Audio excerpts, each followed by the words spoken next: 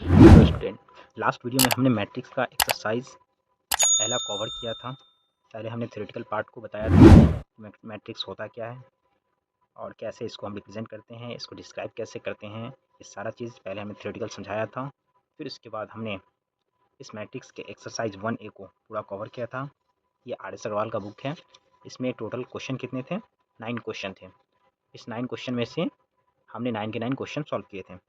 अब आइए हम आज के इस क्लास में नेक्स्ट एक्सरसाइज जो है मेरा, उसको हम कवर करेंगे।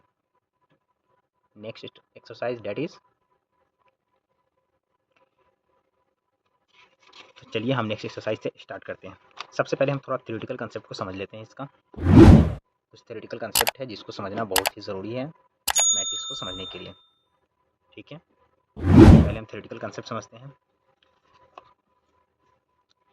ये थ्योरेटिकल कंसेप्ट में हमको पहले वेरियस टाइप्स ऑफ मैट्रिक्स को समझना होगा। मैट्रिक्स के कुछ टाइप्स होते हैं, उस टाइप्स को हमको समझना होगा, तो ही हम मैट्रिक्स को अच्छे से समझ सकते हैं। ठीक है, तो आइए हम वेरियस टाइप्स ऑफ मैट्रिक्स को पहले समझ लेते हैं। Various types of matrix.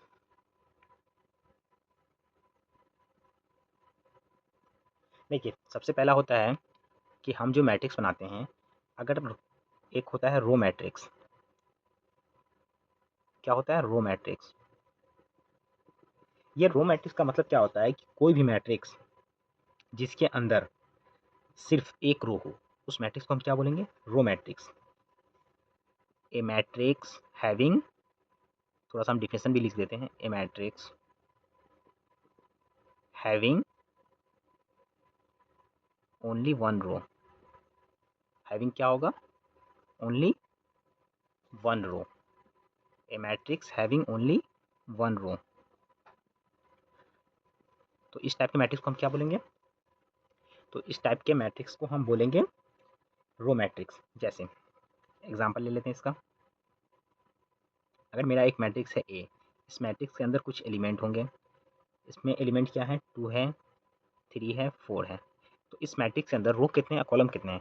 रो तो एक ही है, जो हॉरिजॉन्टल लाइन होता है उसको हम रो बोलते हैं। तो हॉरिजॉन्टल लाइन कितना है इसमें? एक है। लेकिन जो इस मैट्रिक्स के अंदर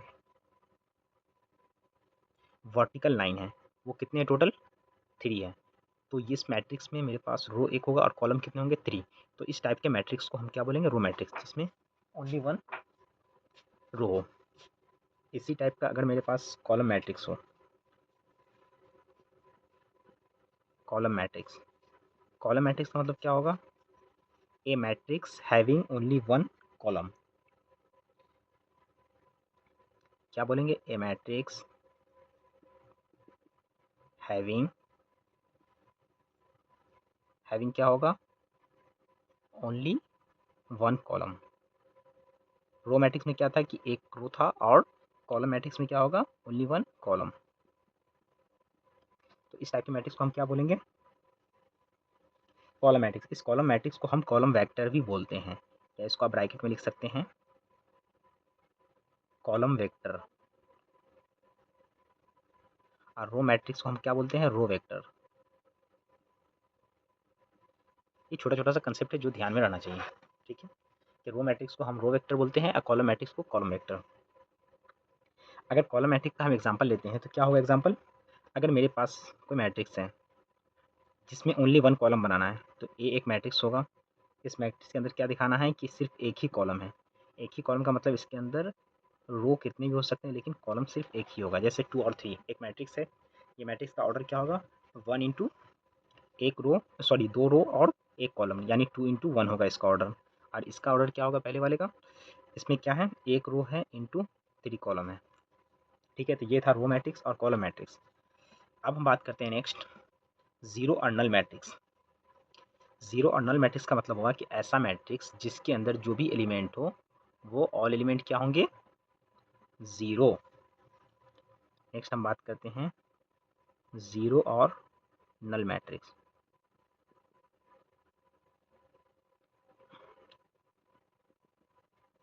हम बात करेंगे नेक्स्ट जीरो और नल मैट्रिक्स की।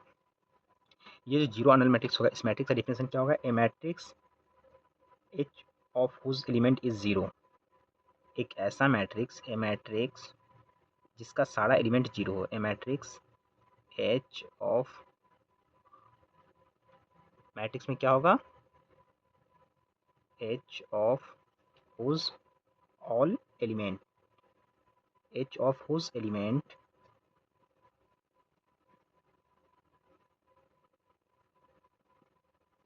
क्या होगा? Each of whose element is zero. ऐसा मैट्रिक्स होगा मेरे पास जिसका सारा एलिमेंट जीरो होगा, तो ऐसे मैट्रिक्स को हम क्या बोलेंगे? नल मैट्रिक्स या जीरो मैट्रिक्स। जैसे एग्जांपल ले लेते हैं इसका भी। इसका एग्जांपल क्या होगा? अगर मेरे पास कोई मैट्रिक्स है, रो कॉलम से कोई मतलब नहीं है हमको, यहाँ पर सिर्फ काउंट करना है कि इसके अंदर जो एलिमेंट होंगे वो ज़ीरो होने चाहिए सिर्फ। जैसे मेरे पास अगर एक मैट्रिक्स है जिसमें दो एलिमेंट है, यानी दो कॉलम है, रो एक है, लेकिन सारे एलिमेंट जीरो हैं, तो ये मैट्रिक्स भी क्या होगा मेरा? ज़ीरो और नल मैट्रिक्स होगा। अगर मेरे पास एक मैट्रिक्स है जिसमें ज़ीरो ज़ीरो ज़ीरो ज़ीरो, यानी दो रो दो कॉलम है, 2 × 2 ऑर्डर का मैट्रिक्स है, ये भी क्या होगा मेरा? ज़ीरो और नल मैट्रिक्स। अगर मेरे पास इससे भी बड़ा मैट्रिक्स मिल जाए, zero zero zero zero zero zero zero zero zero, 3 × 3 order का मैट्रिक्स मिल गया, तो इसमें भी कितने हैं? सारे एलिमेंट जीरो हैं, तो ऐसे मैट्रिक्स को हम क्या बोलेंगे? Zero. A matrix each of whose element is zero is called zero और नल मैट्रिक्स। हमने जीरो और नल मैट्रिक्स भी देख लिया, रो मैट्रिक्स और कॉलम मैट्रिक्स भी देख लिया। अब हम बात करते हैं स्क्वायर मैट्रिक्स के बारे में। स्क्वायर मैट्रिक्स होता क्या है? सबसे पहले लिखते हैं स्क्वायर मैट्रिक्स क्या होता है। सबसे पहले हमको जानना है कि स्क्वायर मैट्रिक्स होता क्या है। देखो, स्क्वायर मैट्रिक्स क्या होता है? कोई भी एक मैट्रिक्स जिसके अंदर जितने भी रो होंगे उतने ही कॉलम होंगे। Number of row equal to क्या होगा? Number of column. ठीक है, तो हम क्या लिख सकते हैं इसमें? A matrix having the same number of row and column, having the a matrix having the same number of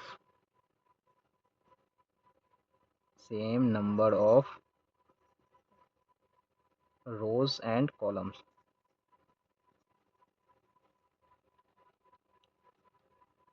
ऐसा मैट्रिक्स जिसमें number of row and number of column equal होगा, तो ऐसे मैट्रिक्स को क्या बोलेंगे? Square matrix. यानी इस मैट्रिक्स का ऑर्डर क्या होगा? एम और एन। हम ऑर्डर क्या लिखते हैं? तो इस मैट्रिक्स का ऑर्डर कैसे बनेगा? ऑर्डर हम क्या लिखते हैं? M into N. Order of matrix को कैसे डिनोट करते हैं? एम इंटू एन से। बट यहाँ पर जो मैट्रिक्स मेरा होगा, ये तो एम और एन दोनों इक्वल हैं, तो इसका ऑर्डर क्या हो जाएगा? स्क्वायर मैट्रिक्स का ऑर्डर क्या होगा? तो स्क्वायर मैट्रिक्स का ऑर्डर क्या होगा? ऑर्डर ऑफ स्क्वायर मैट्रिक्स, यानी स्क्वायर मैट्रिक्स का ऑर्डर क्या होगा मेरा? एन इंटू एन या एम इंटू एम ही होगा। ठीक है, अब हम बात करते हैं, थोड़ा एग्जांपल ले लेते हैं स्क्वायर मैट्रिक्स का। अगर हम स्क्वायर मैट्रिक्स का एग्जांपल लेते हैं तो उसमें क्या क्या होंगे? अगर हम 2 × 2 रो का एग्जांपल ले लेते हैं, एक मैट्रिक्स है ए। ठीक है, इसके अंदर क्या है? दो रो है, दो कॉलम है, 2 3 4 6। तो ये मेरा क्या होगा? स्क्वायर मैट्रिक्स होगा, क्योंकि इसमें नंबर ऑफ रो क्या है और नंबर ऑफ कॉलम दोनों इक्वल है, यानी 2 × 2 ऑर्डर का ये मैट्रिक्स बन रहा है। ठीक है, इसी तरह अगर हम एक और मैट्रिक्स ले लेते हैं, एक मैट्रिक्स ले लेते हैं बी। इस मैट्रिक्स में एलिमेंट क्या है मेरे पास? 3 2 4 6 1 5 2 3 4। ये जो मेरा मैट्रिक्स है, इस मैट्रिक्स का ऑर्डर क्या होगा? 3 × 3, यानी इसमें रो और कॉलम दोनों क्या है? 3 3 है। तो इस टाइप के मैट्रिक्स को हम क्या बोलेंगे? Square matrix. ठीक है, अब हम नेक्स्ट बात करते हैं diagonal elements of A matrix. ठीक है, अब हम नेक्स्ट बात करेंगे diagonal elements of A matrix.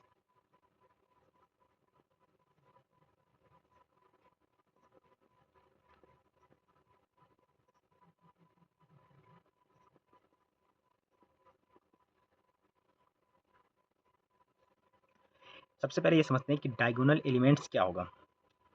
हमारा जो मैट्रिक्स बनता है, पहले इसके कंसेप्ट को समझ लेते हैं। अगर मेरा कोई मैट्रिक्स होता है, लेट ए मेरा एक मैट्रिक्स है, तो इस मैट्रिक्स का जो एलिमेंट बनता है वो क्या होता है? ए आई जे ठीक है। इसके अंदर जो एलिमेंट होते हैं वो ए आई जे होते हैं और इसका ऑर्डर क्या होता है m इंटू एन। ठीक है, तो ये क्या है मेरा बी क्या है, ए इक्वल टू क्या है ए i j m into N order का एक कोई भी मैट्रिक्स जो बनता है उसका फॉर्मेट यही होता है। तो हम एक मैट्रिक्स ले लेते हैं a i j m into n be an m into n matrix. ठीक है, then the elements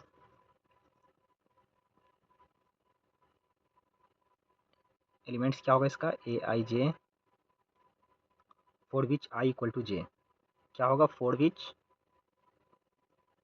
I equal to j are called diagonal elements of ए,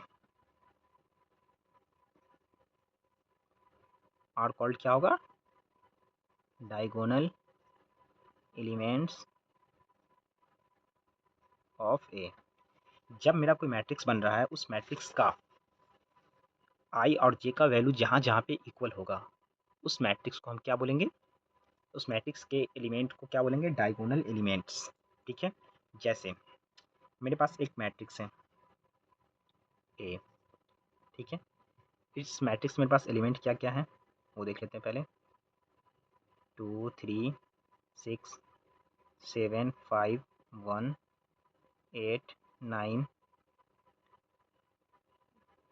3, ये एक मेरा मैट्रिक्स है जिसका ऑर्डर है 3 इंटू 3। ठीक है, अब इस मैट्रिक्स में हमको बताना है कि डायगोनल एलिमेंट, डायगोनल एलिमेंट का मतलब क्या होगा जब आई इक्वल टू जे होगा। आई इक्वल टू जे कहाँ कहाँ पे होगा, यानी ये A11 है, A12 A13 A21 A22 A23 A31 A32 A33। यहाँ पर मेरा आई इक्वल टू जे कब कब हो रहा है A11 A22 A33। सबसे पहले A11 अगर हम फाइंड करते हैं, देखिए अगर हम A11 फाइंड करते हैं तो वो क्या होगा मेरा 2, और A22 अगर फाइंड करते हैं तो वो क्या होगा 5, और A33 अगर फाइंड करते हैं तो वो होगा मेरा 3। तो जो मेरा डायगोनल एलिमेंट्स क्या होगा, यही मेरा हो जाएगा diagonal elements, diagonal elements of A.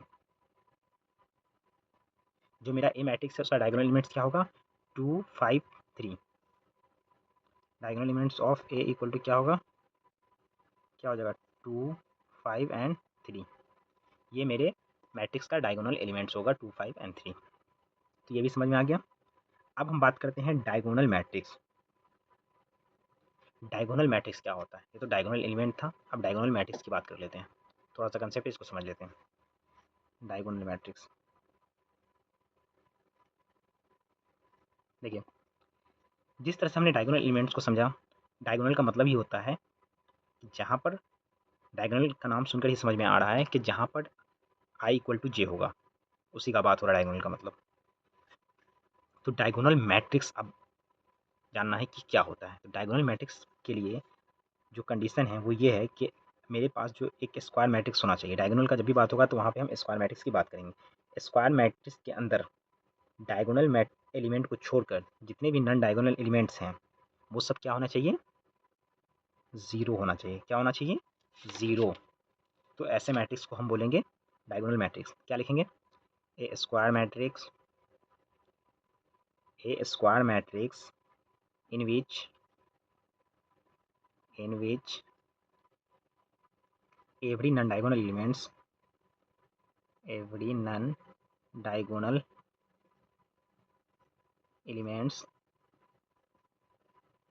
is zero।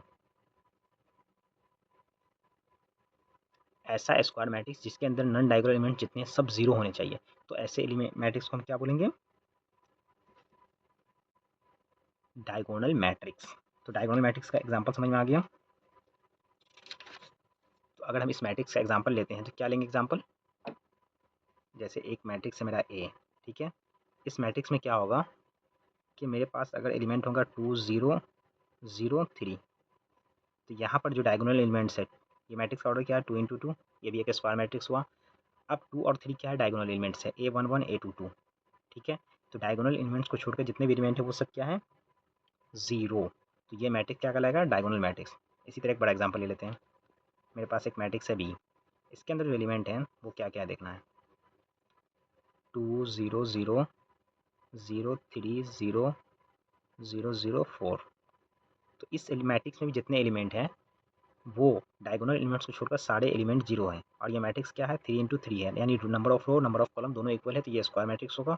और डायगोनल एलिमेंट्स को छोड़कर सारे एलिमेंट जीरो हैं, तो ये मैट्रिक्स क्या कहलाएगा, डायगोनल मैट्रिक्स। ठीक है, डायगोनल एलिमेंट्स क्या है दोनों का, डायगोनल एलिमेंट्स भी हम लिख लेते हैं दोनों का क्या है। इसका डायगोनल एलिमेंट्स क्या होगा, डायगोनल एलिमेंट्स ऑफ ए क्या होगा, 2 और 3।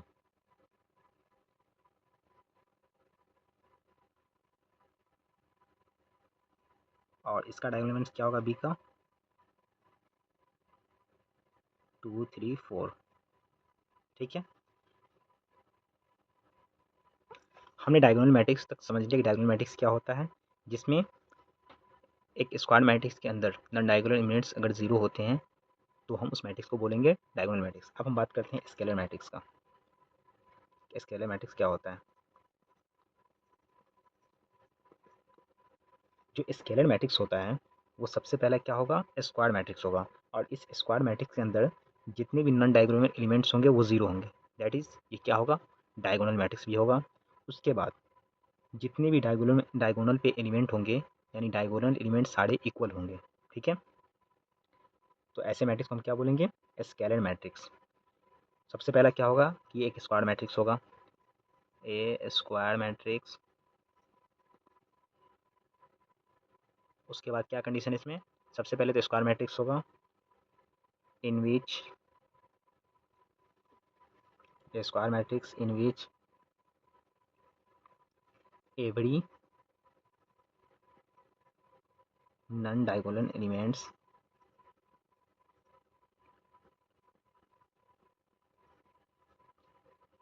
Is zero. सबसे पहले ये क्या होगा, स्क्वायर मैट्रिक्स होगा जिसमें जितने भी नॉन डायगोनल एलिमेंट्स होंगे वो जीरो होंगे, and all diagonal elements are equal.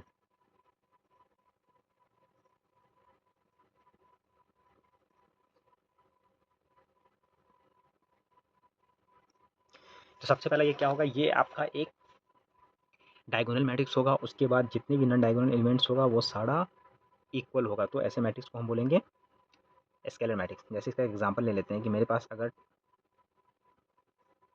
2 × 2 order का अगर मैट्रिक्स होगा तो वो क्या होगा, 2 0 0 2। इसमें क्या है, 2 × 2 ऑर्डर का मैट्रिक्स है जिसमें number of row number of column बराबर है, यानी ये स्क्वायर मैट्रिक्स होगा। और diagonal elements non diagonal elements zero है, तो ये क्या होगा, डायगोनल मैट्रिक्स होगा। और डायगोनल एलिमेंट्स इक्वल है, तो ये क्या होगा, स्केलर मैट्रिक्स होगा। अब हम बात करते हैं, ये तो 2 ऑर्डर का था 2 × 2। अगर हम 3 × 3 लेते हैं तो 3 0 0 0 3 0 0 0 3। ये मैट्रिक्स क्या है, 3 × 3 ऑर्डर का है। इस मैट्रिक्स में कितने एलिमेंट हैं, नॉन डायगोनल एलिमेंट सारे जीरो हैं। ये सबसे पहले क्या होगा आपका डायगोनल मैट्रिक्स होगा। उसके बाद ये स्क्वायर मैट्रिक्स ऑलरेडी है ही क्योंकि 3 × 3 का मैट्रिक्स है। और जितने भी डायगोनल एलिमेंट्स हैं वो सारे इक्वल हैं, तो ये स्केलर मैट्रिक्स भी होगा। ठीक है, अब हम बात करते हैं यूनिट मैट्रिक्स की। स्केलर मैट्रिक्स तो समझ में आ गया, अब हम बात करते हैं यूनिट मैट्रिक्स की। पहले हम थ्योरेटिकल पार्ट को डिस्कस कर लेंगे थोड़ा सा, फिर हम प्रैक्टिकल पार्ट जो एक्सरसाइज का क्वेश्चन आंसर है उन सारे क्वेश्चन आंसर को भी सॉल्व करेंगे। ठीक है, पहले थ्योरेटिकल पार्ट को सॉल्व कर रहे हैं। उसके बाद है यूनिट मैट्रिक्स। यूनिट मैट्रिक्स क्या होगा कि वो भी मेरा एक स्क्वायर मैट्रिक्स होगा। ठीक है, और जितनी भी डायगोनल एलिमेंट्स होंगे वो सारे 1 होंगे। ठीक है, तो इसका डिफिनेशन क्या लिखेगा, ये भी एक स्क्वायर मैट्रिक्स होगा। ये स्क्वायर मैट्रिक्स तो होगा ही, जिसके अंदर in which every non diagonal elements क्या होगा, every non diagonal elements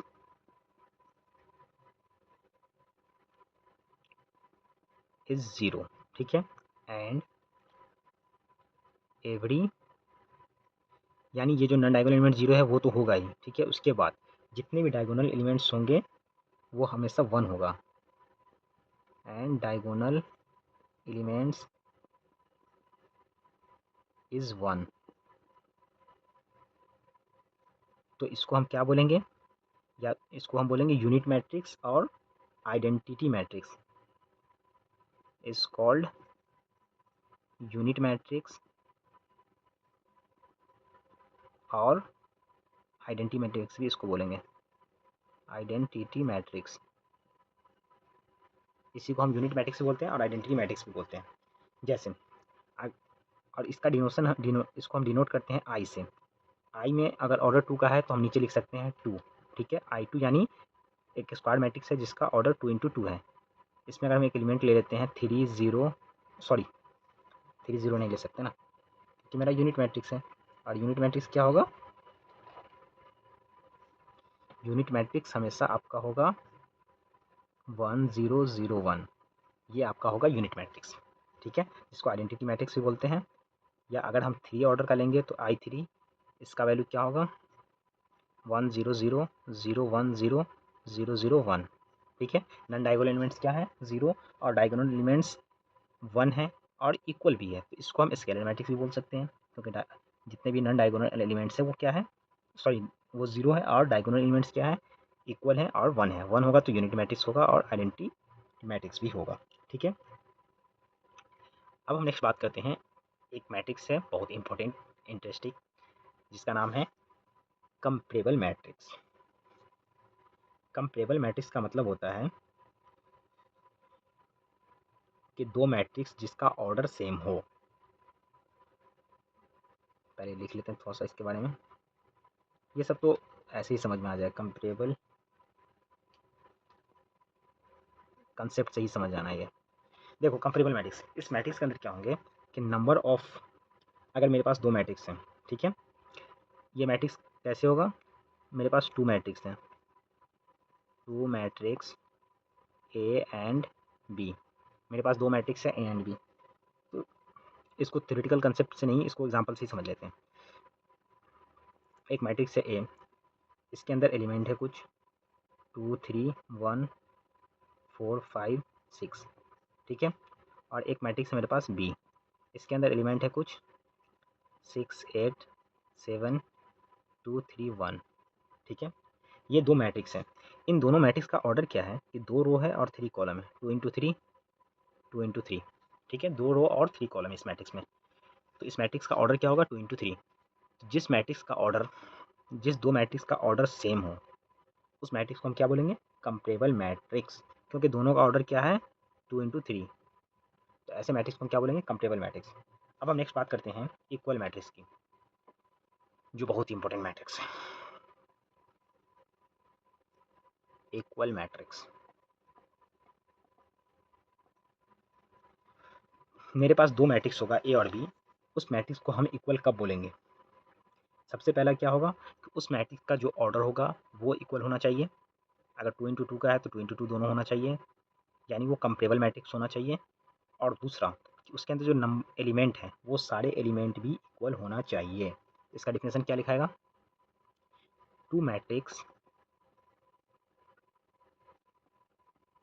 to matrices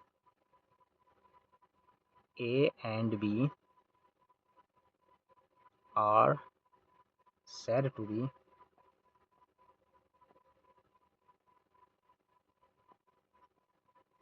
equal. कब इक्वल कहेंगे उसको? Written as a equal to b, ठीक है। इफ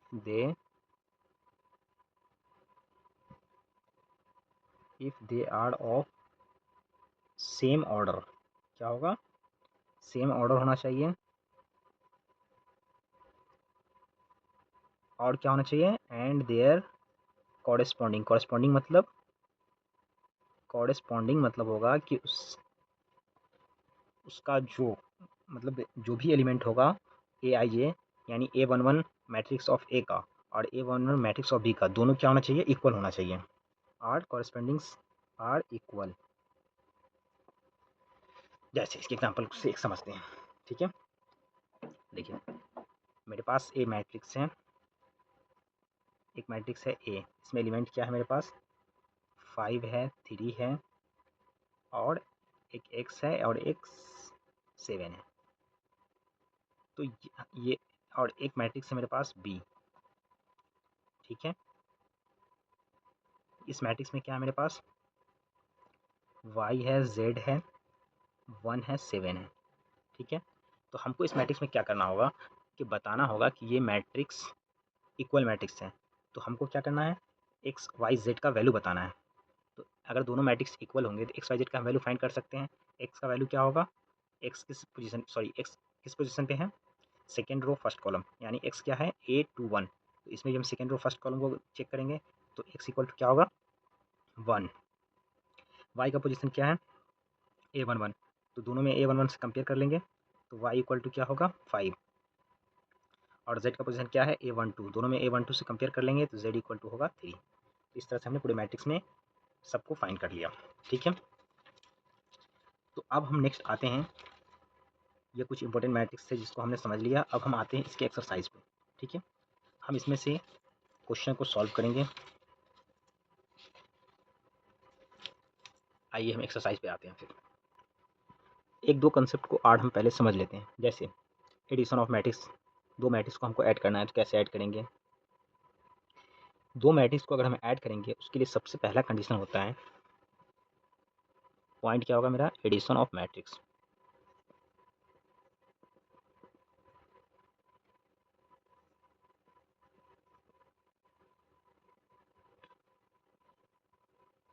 अगर हम एडिशन ऑफ मैट्रिक्स कर दो मैट्रिक्स को ऐड करते हैं तो उसके लिए सबसे पहला कंडीशन क्या होना चाहिए, दोनों मैट्रिक्स क्या होगा, कंपेरेबल मैट्रिक्स होगा, तभी एडिशन हम कर सकते हैं, ठीक है। अगर हम दो मैट्रिक्स का एडिशन कर रहे हैं तो उसके लिए कंडीशन क्या होगा कि दोनों मैट्रिक्स कंपेरेबल होना चाहिए। अब हम बात करते हैं एडिशन ऑफ मैट्रिक्स की।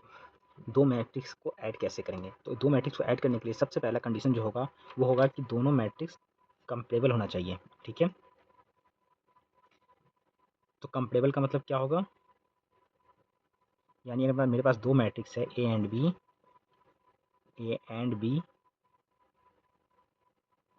B two comparable matrix.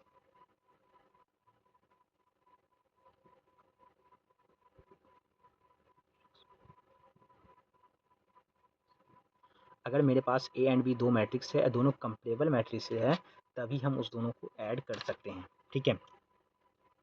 जैसे अगर मेरे पास एक मैट्रिक्स है A2 3 4 5 और बी मेरे पास मैट्रिक्स है, इसका ऑर्डर क्या होगा 2 × 2 2 3 4 6 8 9। इसका ऑर्डर क्या होगा 2 × 3। तो ये दोनों का ऑर्डर सेम नहीं है तो इस मैट्रिक्स को हम कभी भी ऐड नहीं कर पाएंगे, ठीक है। तो ऐड कौन से मैट्रिक्स को करेंगे, ऐड करने के लिए दोनों मैट्रिक्स का ऑर्डर सेम होना चाहिए। यानी कि इस मैट्रिक्स में से अगर हम इस पार्ट को हटा देते हैं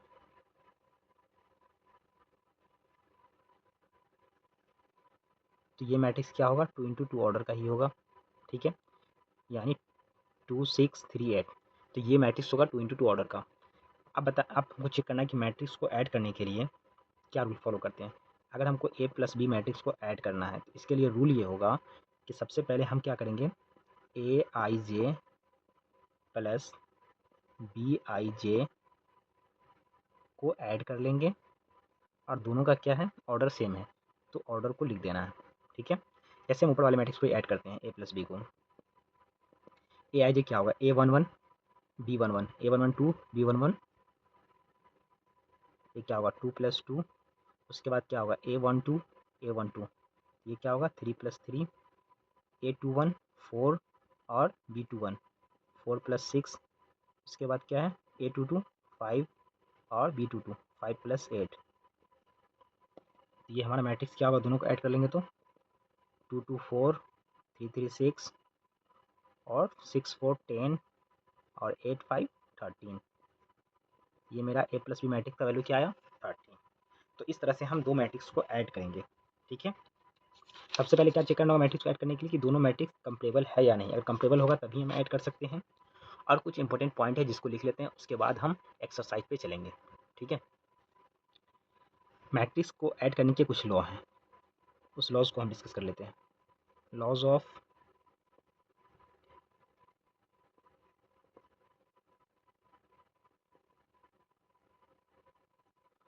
of addition of matrices. Matrix को ऐड करने के लिए कुछ लॉज है उसको हम फॉलो करते हैं। पहला लॉज क्या है, a plus b equal to b plus a. अगर हम दो मैट्रिक्स को ऐड करते हैं, ए प्लस बी को और बी प्लस ए को, तो दोनों क्या होगा, सेम होगा। इस लॉ को क्या बोलते हैं, कम्यूटेटिव लॉ।